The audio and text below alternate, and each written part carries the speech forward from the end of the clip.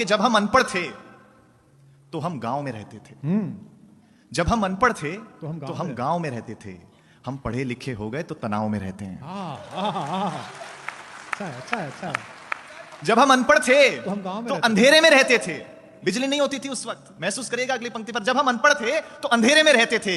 हम पढ़े लिखे हो गए तो लोगों को अंधेरे में रखने लग गए। जब हम अनपढ़ थे तो अपनों के लिए जीते थे, परिवार ही सब कुछ होता था। जब हम अनपढ़ थे तो अपनों के लिए जीते थे। हम पढ़े लिखे हो गए तो अब बस सपनों के लिए जीते हैं। हम अनपढ़ थे तो रिश्तेदार होते थे। अगली पंक्ति पर अगर महसूस हो जाए कि मैंने कुछ अच्छी बात कह दी है तो आपकी तालियां मिले। जब हम अनपढ़ थे तो केवल रिश्तेदार होते थे। हम पढ़े लिखे हो गए तो अब रिश्तेदार भी दूर के हो गए।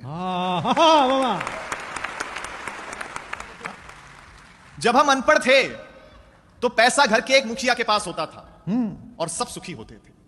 हम पढ़े लिखे हो गए तो आज पैसा सबके पास है लेकिन सुखी। जब हम अनपढ़ थे तो परिवार ही बैंक बैलेंस हुआ करता था। हम पढ़े लिखे हो गए तो बैंक बैलेंस के चक्कर में परिवार का बैलेंस ही खो गया। हाँ। देखिए, अनपढ़ों ने हमें दिया बहुत कुछ है, लिया कुछ भी नहीं है। आपका ध्यान चाहता हूं, अनपढ़ों ने हमें दिया बहुत कुछ है, लिया कुछ भी नहीं है। हम वो आखिरी पीढ़ी हैं साहब जिनकी माओ का सोशल मीडिया पे अकाउंट ही नहीं है।